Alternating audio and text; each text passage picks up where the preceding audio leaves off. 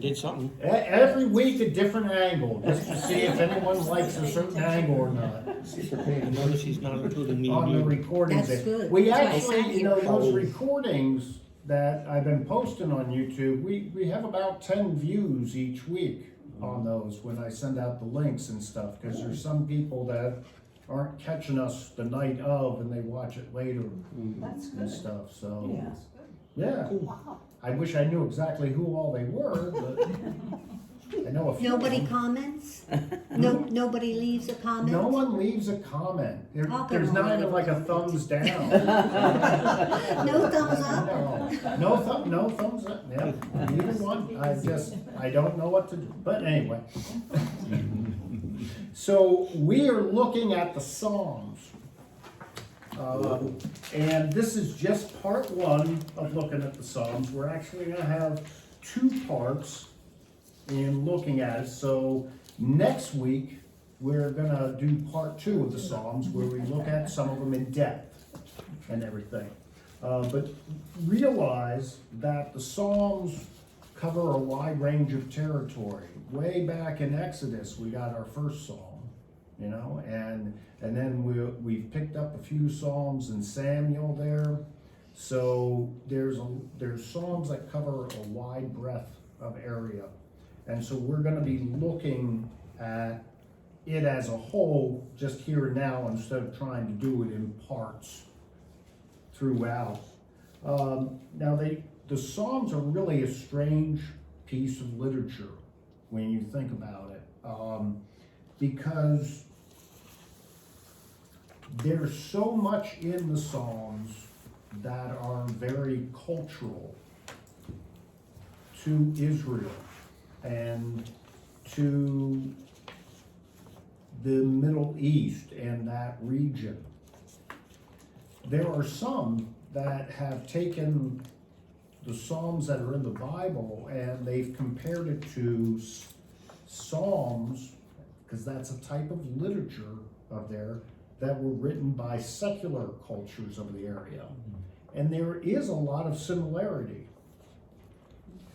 You know, there is a lot of similarity. There's a whole slew of Babylonian psalms, and they're similar in ways that in style and sometimes in language that we have the other psalms. So one of the things that makes it strange, like Joe, you were saying, gee, it seemed like in some of these David was really stuck up, you know, and talking how great he is, and I'm such a good person. And then there's other psalms where he seems like he's just, you know, down in the dirt. And some talking about beating up the enemy and everything. It's not exactly the type of tune we'd expect to find in our hymn book today. You know, you're not thinking, you know, I don't think in perhaps I'm wrong, but I don't think in Sight and Sound's production of David right now, they do those psalms where David's saying, you know, and I drove him into the dirt and God stomp on him and kill him and pull out his guts and you know, I just don't think Sight and Sound's just sticking with those nicer ones we know, like Psalm 23.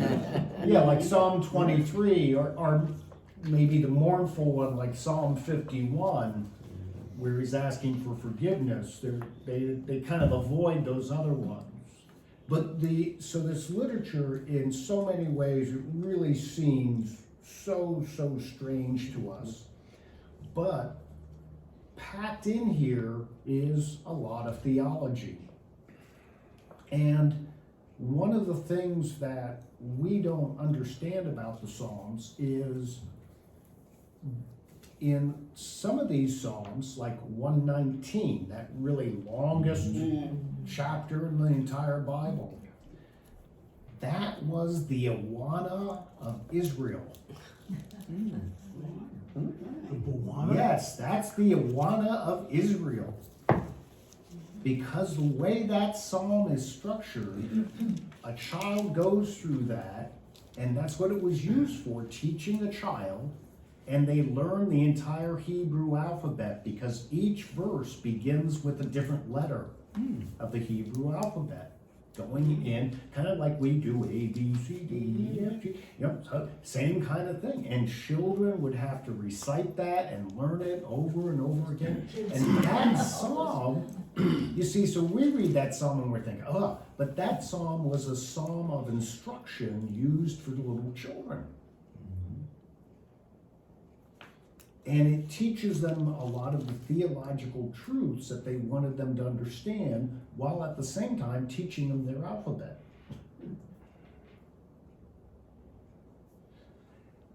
So there's so much in here, and really, the other thing that the Psalms do is it really helps draw us closer to God. And to see that God truly wants who we are, not some facade that we make just for church or to sit with each other in front of Bible study, but God wants our raw emotions. He wants the true us. Even when we're mad and upset with God and we think things unfair, He wants that. He'd rather have that than us saying, oh yeah, God, I'm fine with you, but in our heart, we're not. And the Psalms really help to display that and show it because the emotions are out there. The Middle East as a culture is a very emotional culture. I don't know if you realize that, but they are much more apt to display their emotions in terms of extremes that we would think are way over the top. So when they have a funeral, they are really wailing loud and extreme. I don't know if you know, perhaps maybe at times, like when the Iraq war was going on, perhaps maybe at times you saw like a newsreel or something of a funeral occurring, and you saw all these people around it, and they're wailing and they're blubbering and they're going out. Very different than what we would be doing, like at John's memorial. Right. If that was the thing, oh, they would have been, there would have been cheers and yelling and screaming and wailing and, you know, just unbelievable outpouring of emotion. And the Sounds like same- a Spanish funeral. Hmm? Sounds like a Spanish funeral. Yeah, Spanish, same kind of, yeah, same type of thing. I'm not as familiar with that, but yes, I heard about the same, yeah. And the thing is the same as in terms of being happy though too. Mhm. And overjoyed. It's an outpouring that we would think is odd or strange. But is normal in terms of being jubilant and over the top. You know, guys kissing each other, not because of gay or any sexuality, but because of being overjoyed and filled with joy. And so that's one of the things that really come out in the Psalms. And the theological point in that is really that this is what God wants, our true selves, our true expression, not just some false facade. Now, these Psalms are songs that were used in worship. And many of them are liturgical in nature. They were accompanied by instruments. And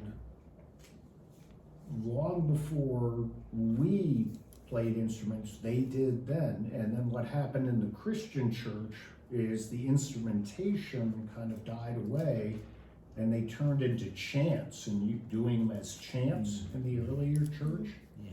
And then and I mentioned it one time in one worship service, in one sermon, that became a point of controversy. You know, the old against the contemporary. Do you use an instrument while playing the Psalms? and changing the tune, and that was a big controversy between some of the early church fathers as to which way you did that. But during the time of David, they were to instruments. The harp, the lyre, the trumpet, all those, even the drum, all those instruments were used in one way, shape, or form. They were also served as prayers. And one of the ways to pray that John Wesley talked about was actually to pray the Psalms. To sit there, you know, because instead of just sitting there to God and maybe not knowing what to say in a prayer, just to take a psalm and read over it and pray about it as you read. And that's a method that Wesley had recommended that actually dates back to the early Desert Fathers in the early church. And monks would do that, would be commanded. They were forced to do it. And they were also liturgies, and we see this today in our hymnals, and in most hymnals, there's liturgies, responsive readings made of some of the psalms. And that's how they were used back then. A person would say one verse, the leader would say one verse, and then people would reply with the next verse, and it would go right on through. And then, like I was saying with Psalm 119, they were used as a basis for instruction and for teaching kids. And then it was common for, and this is later Israeli life. And I'm talking about the time of Christ and after that. But it was common for families to have at least one psalm in their home that they used as a devotion. And kind of was special to the family. There weren't, remember, you're talking about a time where they're not books, and not everyone had something. And so it was common a lot of times just to have at least one psalm, even if it was just in memory. This is the psalm this family has, and it became a devotional guide for that family and a way of guiding them. Now, the Psalms altogether, as best as we know, there are 6 authors that are identified in the scripture as the authors of the Psalms. So David wrote the most of them, 73. Then we got Asaph, who wrote 12 of them. The Korites, so that's an author talking about a clan of the Levites. And they were in charge of the worship in the temple and those elements. They wrote 12. Solomon only wrote 2 of them. But then he makes up for lost time by writing, the Proverbs and Ecclesiastes and all that stuff. And then Moses wrote 1, and then Ethan wrote 1. A guy named Ethan. So these are, this is the, and you got to think of this time period as going all the way from 1400 BC all the way to 20 BC, which takes it from the time of Moses all the way to just 20 years before Jesus Christ arrived.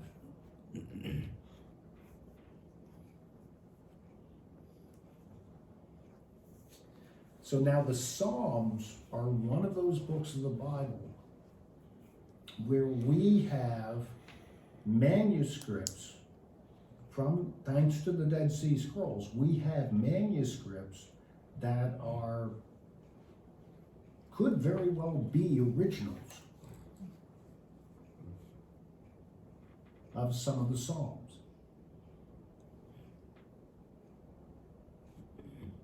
And it also helps to identify, because the Dead Sea Scroll manuscripts are from the time of about 200 BC, 100 to 200 and some BC. It helps us to identify which Psalms were written later.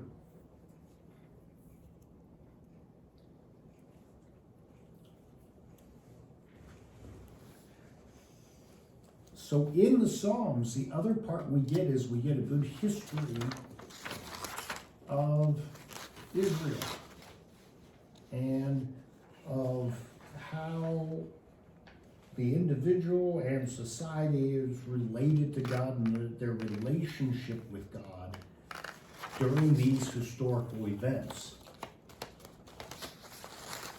So it's giving us more the flavor of the time and an understanding of that relationship.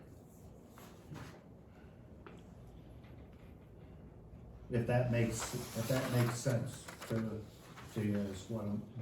So whereas in the other books we may just get historical events, this helps takes those events and then casts them into a relationship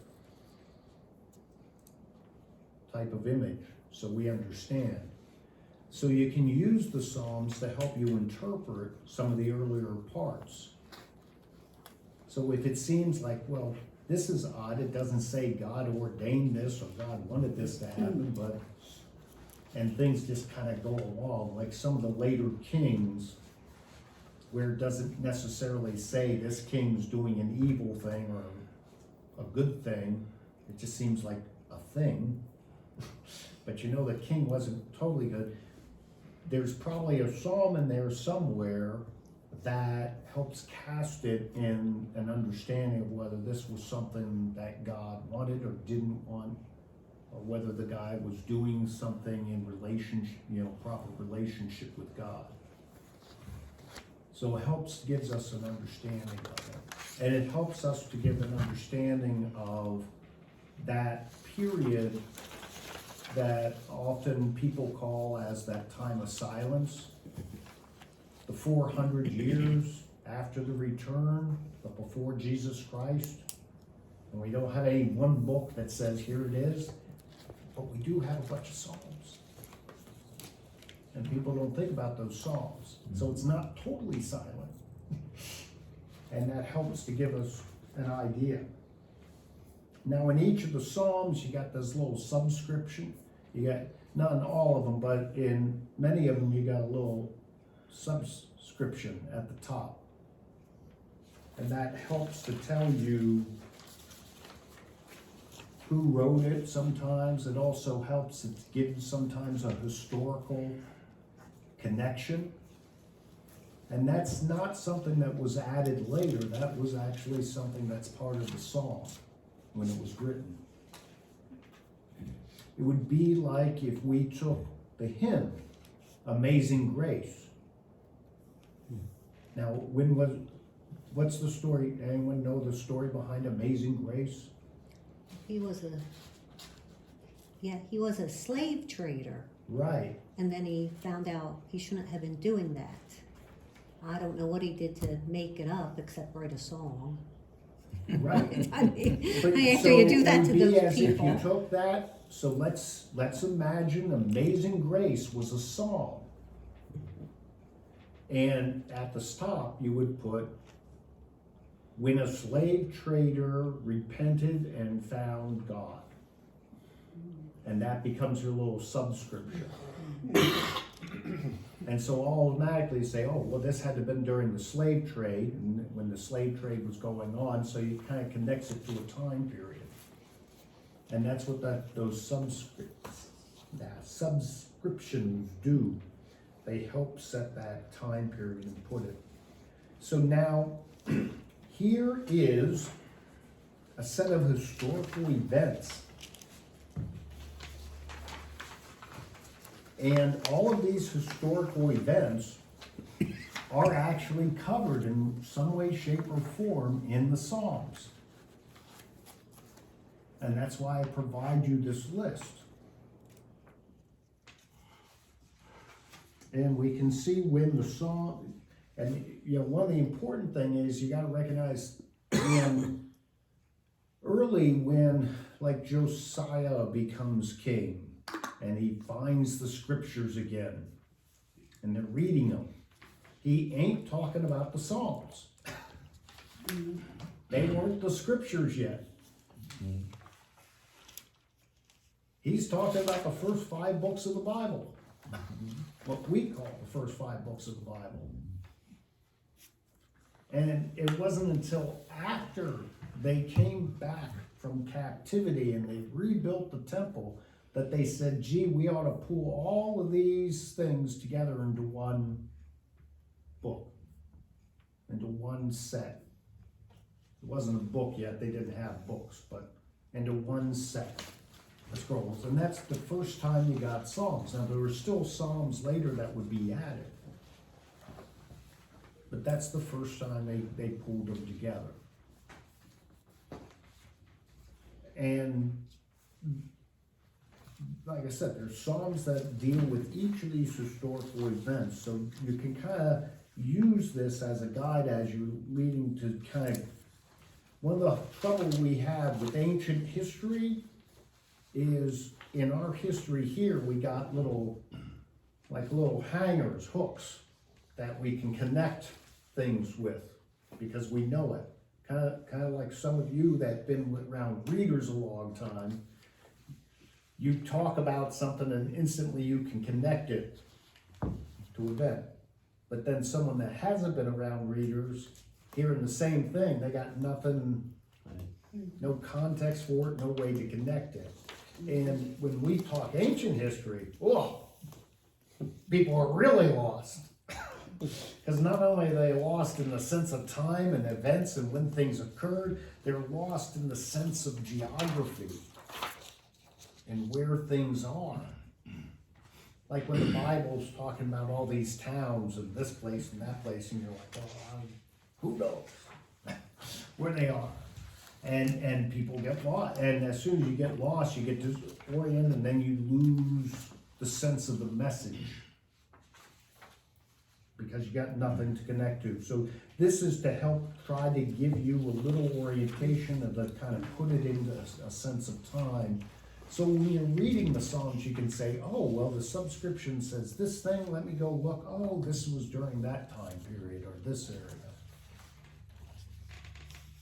Okay, so that's why I provide that.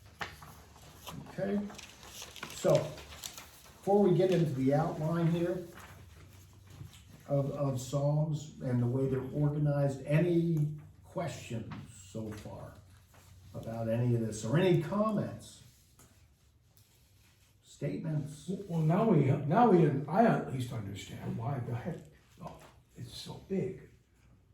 Mm-hmm. There's a symmetry to this. There is, yeah, there is a definite symmetry. Yeah. Yeah. I didn't realize that.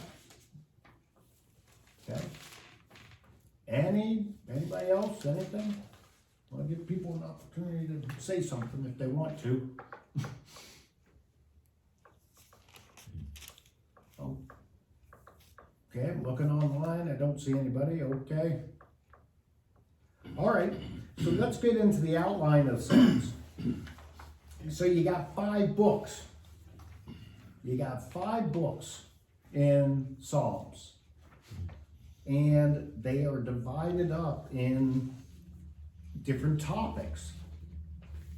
And that's why they're definitively 5 books. If you take a look at our hymnal in the church, you would see the hymns are grouped topically. There's a section for all the Christmas hymns. There's a section for all the Easter hymns. And actually the arrangement of the hymns in the hymnal is actually more aligned to the church calendar and the seasons in the church. And that's why, oh look, all the Christmas hymns are here, and then later, all the Easter hymns are down at this end of the hymnal and stuff, and that's why, that they're grouped in that manner. I thought they were alphabetically listed. No, they're not. Nope, they're not alphabetical. There's an index in the back that gives you alphabet, you know, so you can quickly look up, oh, where is that one? I thought it was to save us from flipping all the time. Here's Christmas, we don't flip, flip, flip, flip, flip. Yeah, I yeah. never realized that. I guess I skipped over a lot, cause I never knew there were different books of the Psalms, I just thought there were 1 through 50 stuff. 1 through 150, yeah. Yeah. I didn't either. 157. But there are, I never noticed that it says book 1 there, Yeah. book 2, I never noticed that Mhm. before. and they said in the very most original manuscript, that book 1, book 2, the subscript, they're all in there. Hmm. It's not like the verses or chapters that were added later. Verses weren't in the original, the verses were added much later. But these books and the numbers for each of them, Psalm 1, Psalm 2, Psalm 3, they were all in the original. And this grouping, so you got first the personal lament Psalms. And you said, oh, reading those first time, it always seems I. Well, they're actually, some scholars do call them the I Psalms. Because it's personal. And it's a personal lament and talking about his struggle. But notice then when we get to Psalm, so in that group, you're going from Psalm 1 through 41. But Psalm 1 and 2 are really introductory psalms, and 1 and 2 go together. And what they do is they actually provide an overview pretty much of all the psalms. And what's presented in them. Yeah. I started reading the Psalms a few months ago, and I never noticed it, but mine's divided up in book 1, book 2, my Bible. Yeah. I didn't realize that. Oh, yeah. You'll find it'll say book 1, book 2, yep, all the way through.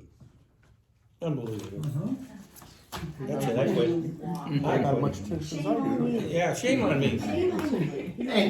And you went to college for And it. his father was a pastor. Oh, goodness gracious. Oh, yeah. Well, my Linda dad, is shaking her head in disgust. my at dad you. always thought I was rebellious anyways. We're gonna tell You should- Linda yeah, you on shouldn't you. have. But the campaigns don't do this.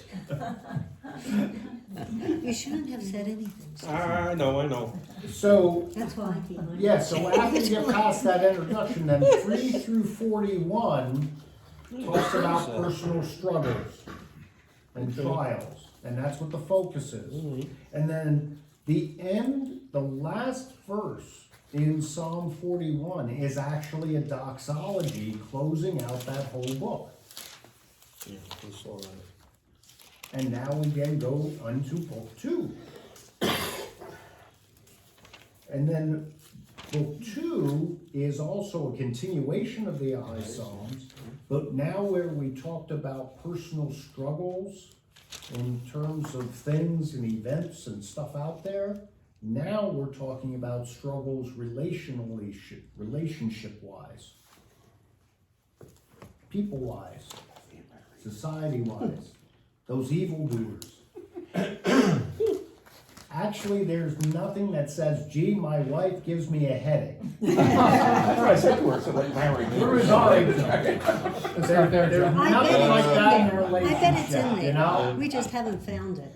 Yeah, Just like Steve missed all nothing those like book that. one Sorry, and it's not that type of, We'll David's find it. talking about those who do evil and those who do, you know, and it's relationship in terms of society and interactions with people. It's not family kind of relationships, even though David had lots of problems with his family. Don't take marriage guidance from David or Solomon. Bad Or thing. Moses. Or Moses, you told us don't study Yeah, that. Moses, Moses, don't. no. I know, the Bible's really horrible on marriage Yeah. counseling. Just as long as my husband doesn't get a few concubines, I'm fine. It's good he doesn't read it. You think, Joan, are you saying I'll take care of Don if you just give him a few concubines? No, I said it's good he doesn't read the Bible or he Oh, wants not to. have, oh, okay. Yeah. Okay. Better off ignorant. Yeah. I better watch out. And so then, Class. again, the last two verses, so that goes from Psalm 42 to 72. And again, we find the last two verses of Psalm 72 is a doxology. Closing out that book, and now going into book 3. And now we go from the I Psalms to the we Psalms. And these Psalms are about community.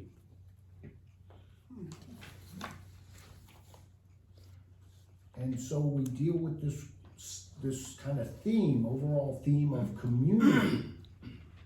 Now, it can be community in action during a historical event, it can be a community, like they're wandering through the wilderness, but it's talking about the community and what's happening with the community as a whole. Us and we. Oh, we were stupid, we sinned against God. But God was gracious to us, life is good that way. So, and again then, we see the last verse in 89 is a doxology, which then leads us to book 4. And in book 4 then, we got enthronement. And this is all about how the Lord reigns as in control of everything. And how no matter, and this is in control of everything. This can be in control of creation, the world and stuff. It can be in control of, even when we were doing stupid stuff, God was there and in control and brought us back and rescued us. But the general theme throughout all these Psalms in book 4 is God being in control and how God reigns. And again, then we see a doxology in verse 48 of Psalm 106. And then we go into the final book. And the final book, they're the Hallelujah Psalms. They're all about praise and giving God thanks. So I'll let you in a little secret. So in church, how I like to always start off with a verse or two from a psalm? I always choose from the Hallelujah Psalm. I like little upbeat things. I don't think it would be a good idea to start a worship service by saying, "Oh Lord, we are done." And we are total failures. It might be true, but let's start off that way. We feel that way sometimes. I like to be a little upbeat when we start the worship service. There's no doxology at the end of this book. And well, then it's just closing it out. Yeah. And so and in here, you'll see many of the Psalms have a subscription of saying a song of ascension. And that means praise. Oh, I thought it meant going up. Well, it's going, when they praised God, you were going up to God. Okay. I thought they were going up to Jerusalem.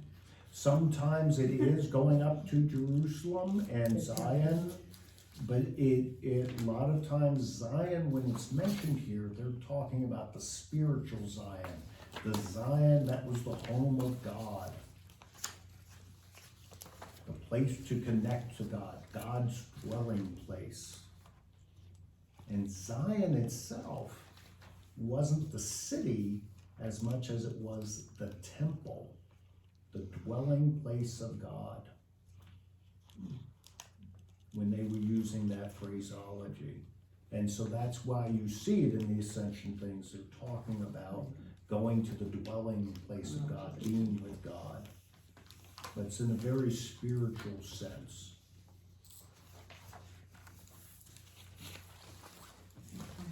Okay? So that gives you the whole thing. Now, scholars everywhere, what they like to do, in order to study anything, to include the Bible, you gotta categorize. You gotta categorize, and you create categories to study. Pretty much anything you got, there's gonna be some sort of categorization that occurs in order to be able to study it and to do compare and contrast, to look at form, to do any kind of analysis work. And while that, people who do a lot of quantitative analysis understand that, because they group things, they take data, and then that data is categorized and then compared. The same is true with qualitative analysis. And so one of the things that scholars have done over time, and I mean, you can go way back, guys like Clement, way back 200 AD, all the way up into now, is they have created categories for the Psalms to try to understand them. They've read them and they said, oh, this one's kind of like this one, this one's kind of like this one. And it cuts across the books though. So these categories cuts across the books. First, I give you the way it was organized by the Hebrews, but then there are typologies of Psalms that cut across these books. So first are messianic Psalms, and so I'm giving you one typology, okay? One typology. So first are messianic Psalms, and they speak of the work of the Messiah. We're at Bible study, call you later. Is it who was it? Emma. Emma? Oh, you could have left her on and she could have listened. Tell her she should be here. Yeah, then she wouldn't have called back in the group. You didn't need to hang up. You could have just left her on and said, well, Emma, since you called, stay here in the Bible study.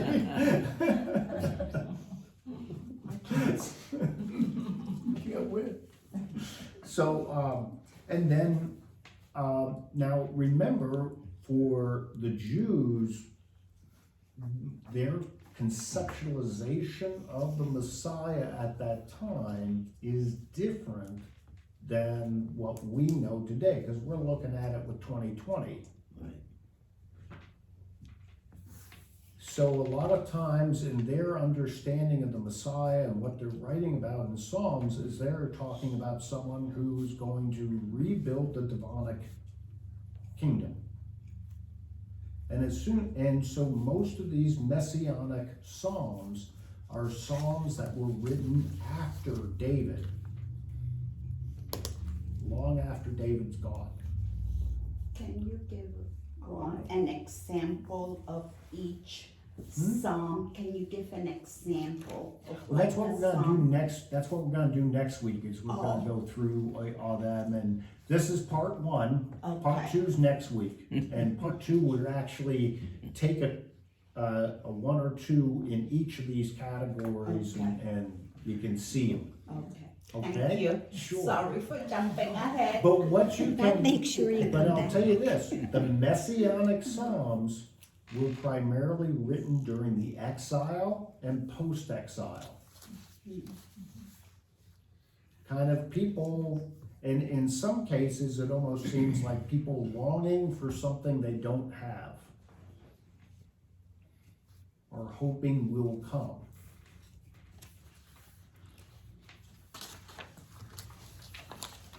And it seems like a lot of like Psalm 3 to 41, it seems like most of them are David.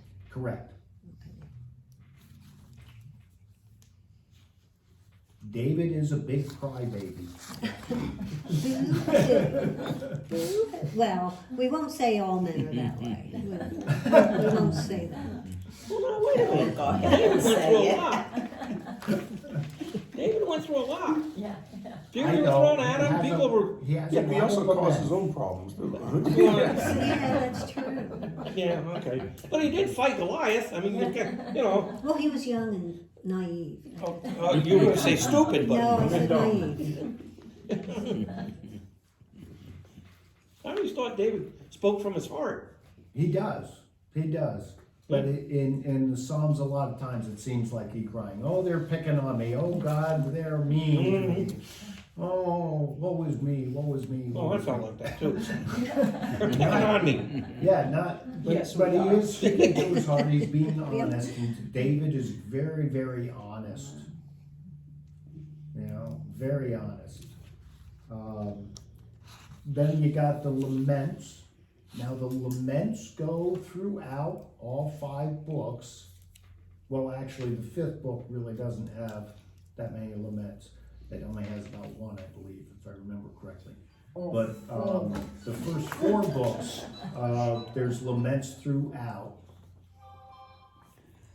It's not just in those first 2, even though that's the majority of them. And this is basically crying to God for help. There's some sort of bad circumstance going on, and you're lifting it up to God. Then there's some sort of testimonial psalms where it's saying, this is what God has done for us, how God has helped us. There are psalms that were specifically sung when they were making the pilgrimage to Jerusalem, especially for the festivals. Gotta do something to pass the time as you're walking along these dusty old trails and everything, you know, getting there. And so they had psalms that they sung. So there's these pilgrimage songs that are sung. And those are typically tied to a particular festival. So for example, Passover. One of the things that I'm kicking myself for, I meant to tell you, and every year last year I meant to do it, this year I meant to do it, and I keep on forgetting when I'm up there. So when I have you all hidden here for the Last Supper, and you're doing the Last Supper, and I said now the disciples went out and they went and they sung some hymns on the Mount of Olives. Well, those hymns that they sung specifically were Psalm 131 to 133. Those 3 psalms were the Passover psalms.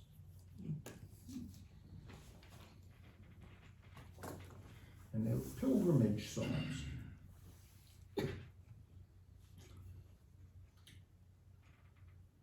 So there, now I finally got that one out. Well, we'll remind you next year. Do that. I'll have to write it on the wall somewhere. Yeah. Have Audrey. We'll kick have me. the teleprompter. Now, then there are psalms that ask for God's judgment. Imprecatory psalms.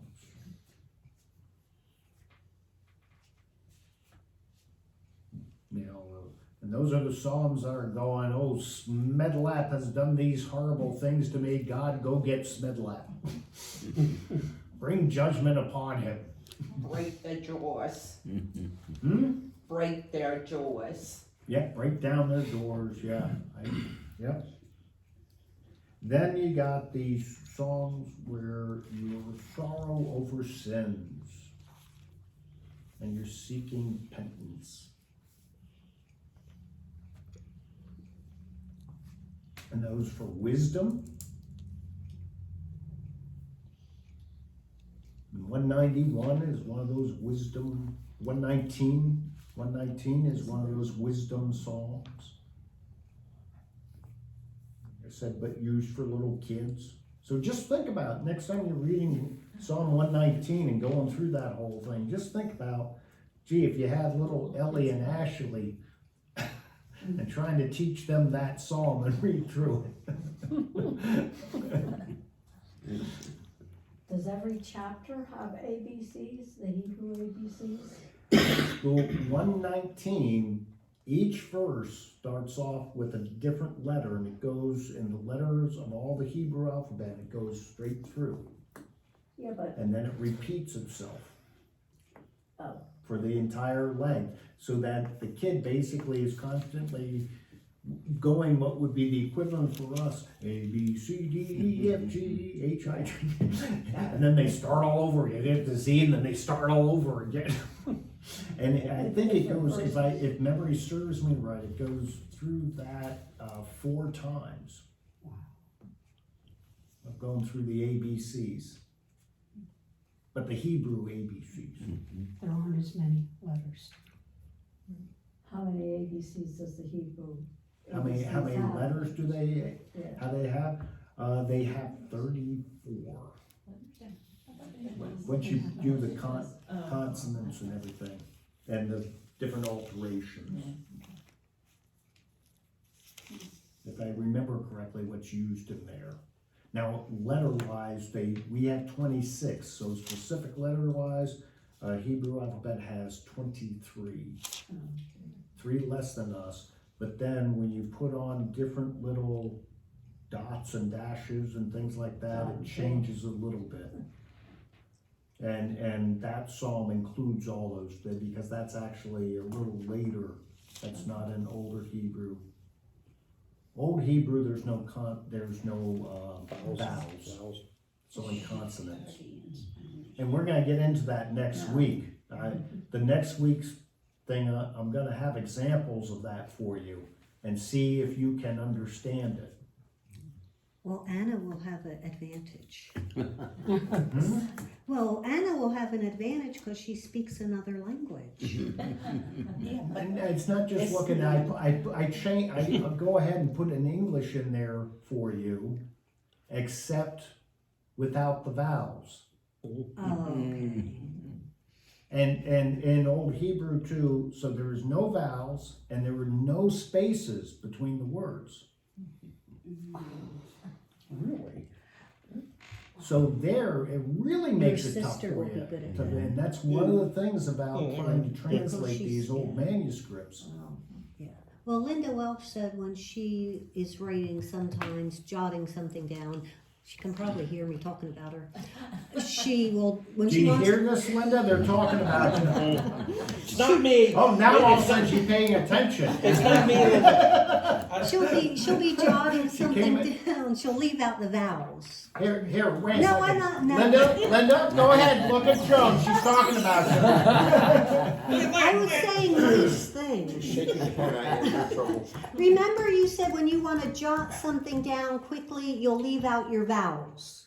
You said that once, and you said it works well for you. Pastor's doing that next week, so you get 100. She says yes. She does that. Is she responding? Yes, Yes. she shook her. Yeah, she shook her head good. Yeah. She just shook her head? Yes. Yeah. Oh. She likes her. Well, that's I need all the friends. All right. I can't imagine what Gail and Avon are seeing on the TV screen. They got this She thing knows projected on the shorthand. TV screen. And I look at it and go, well, that's Greek. Can't imagine what they're, Yes, and I don't think the secretaries use it anymore. They don't. this must They make don't. a heck of a TV show. Downstairs. Can I get that from here? Excuse me. Well, no, go outside and around. Where the sign is? Yeah, Yeah. oh, in the front of the building. Oh, well, take him just out the front door and show it to him. Oh, okay. We Yeah. can go out the front, or you can go out the front. Yeah, just take him out the front door and show him now, they don't know. Show him the door. Oh, we should have just told him, come on in, you're in the right place. I'll tell you. Two opportunities. Do you remember the night? Do you remember the one night with Bible study? I think Arlene and Jen, you were here. But that one night at Bible study, I was so excited because there were these two young ladies sitting here, and I was thinking, I mean, they're like college age kids or so, and I was like, oh my goodness, this is great. I was thinking, wow, that going over to Northampton Community College Monroe campus was paying off. So and then only to find out as we're getting into it, they go, and I'm seeing this look of panic on their face. And I realized they were looking for the AA meeting. They were looking for a beer. And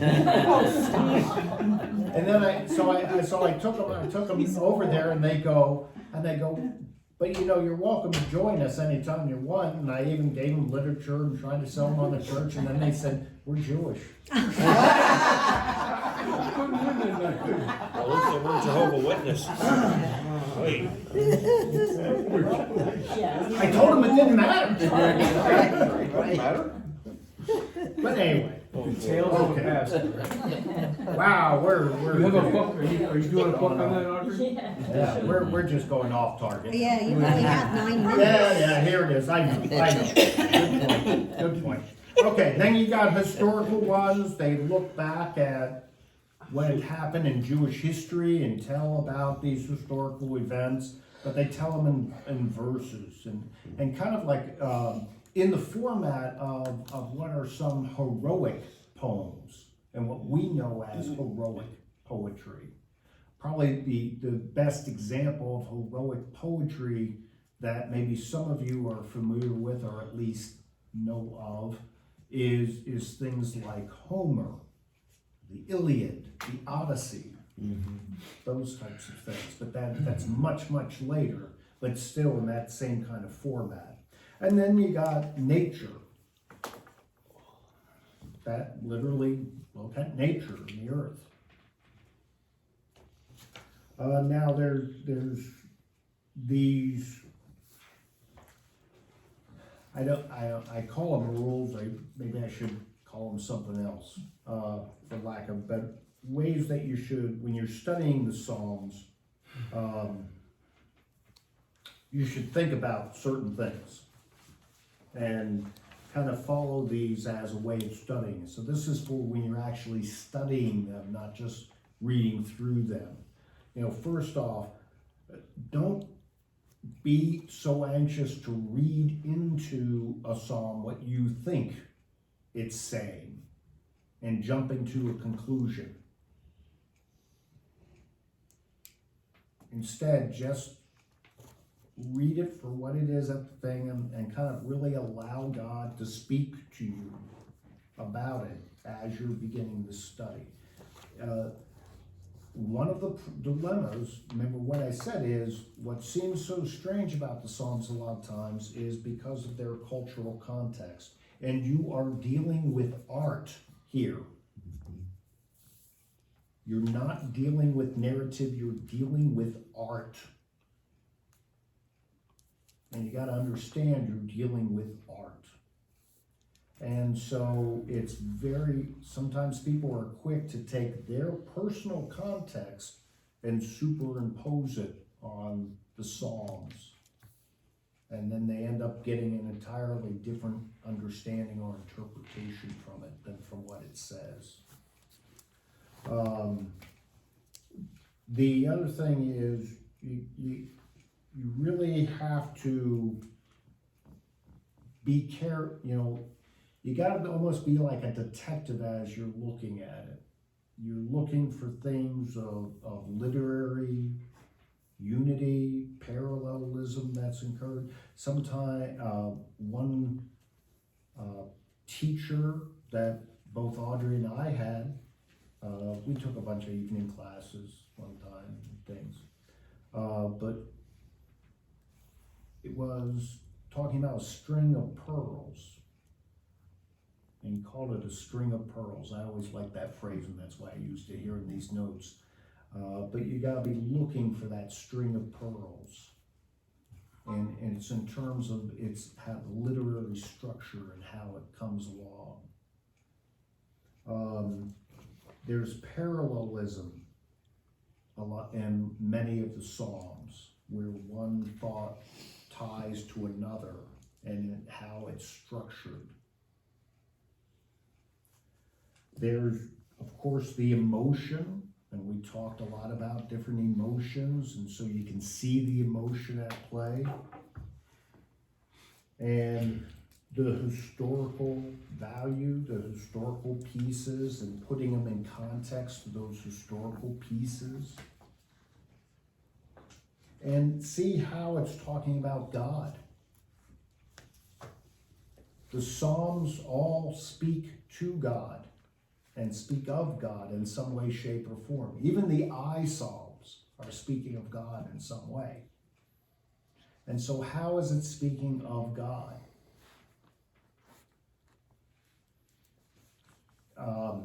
We're used to thinking of God in a fatherly way. We have God the Father, that's part of the Trinity. And so we're used to seeing these father-like characteristics for God, but there are lots of mother characteristics for God. Nurturing, caring, loving, that we would typically associate with mother. Those are, you see those in the Psalms. And then the way the key events and themes, and this kind of ties to the history though, revealed certain theological truths about God.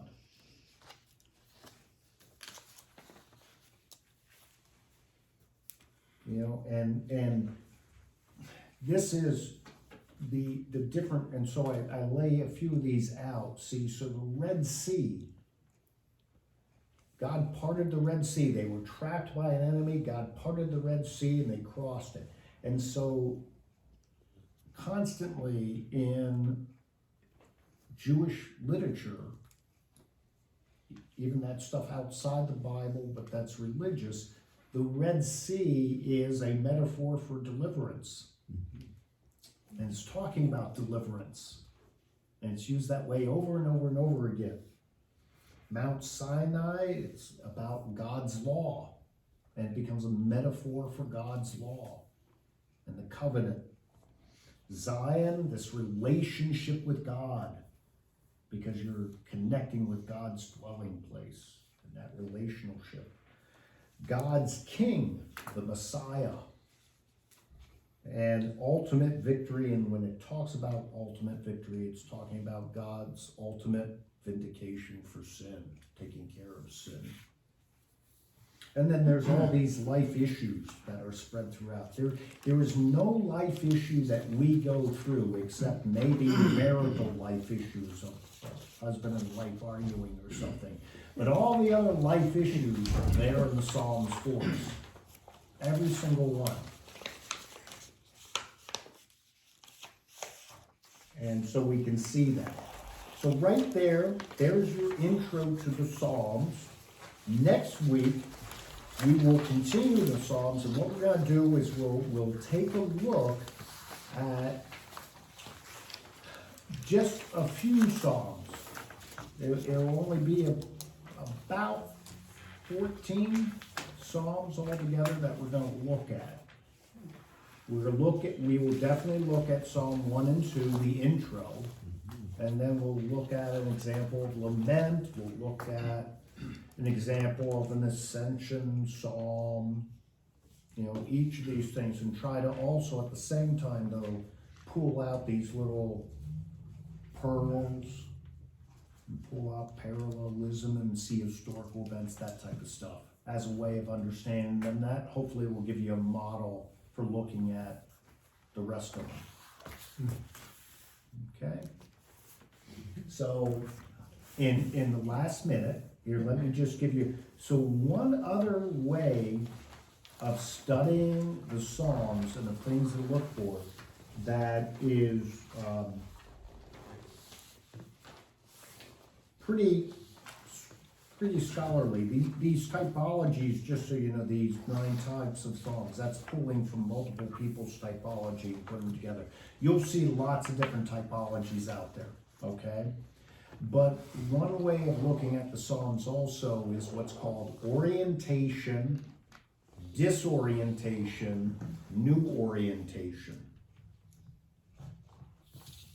And so there's these scholars out there, and this actually is a German thing, primarily good old German Lutherans, but they developed this way of thinking about the Psalms, that the Psalms talk about. Can I help you? I was looking for a meeting, but. The AA? Yeah. Yeah. You want to show I'll them? show you. Yeah. I've heard people talking. But the Psalms give this orientation where they kind of say, here's where I am in life, and then it talks about lousy things that are going on and how I'm totally disoriented and thrown off of things, and then God's giving me this new orientation and way of understanding. And it's the way that some scholars have put things together, and then it gets used very much in other areas of theology, but it's a way of grouping it theologically in these things of orientation, disorientation, new orientation.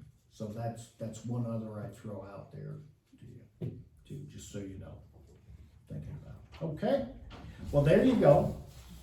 Any questions, last minute comments, thoughts, You're making a good tip on that. anything like that? Mark says no, okay. You get paid for that. Yeah. So it was orientation, Disorientation. disorientation, what was the And last? New. New orientation. New orientation, yep, I'm sorry, Ann, did you say something? Yes, I was just thinking it was a very good study, not that the others weren't good, but I've never quite looked at the sound underneath credit. And now that you have exposed it to us in this way, then it's time to look at it again with fresh eye. So thank you very much. Okay, yep, sure thing, thank you. Okay, so next week, we'll be doing Psalm 2. So keep looking at the All wear Psalms. pearls. Yeah. So the The string of pearls. Reminds me Okay, of have a good a night. song Can I- that can I- says So we there is don't nothing put new under the sun. spring pearls on hay. Yeah.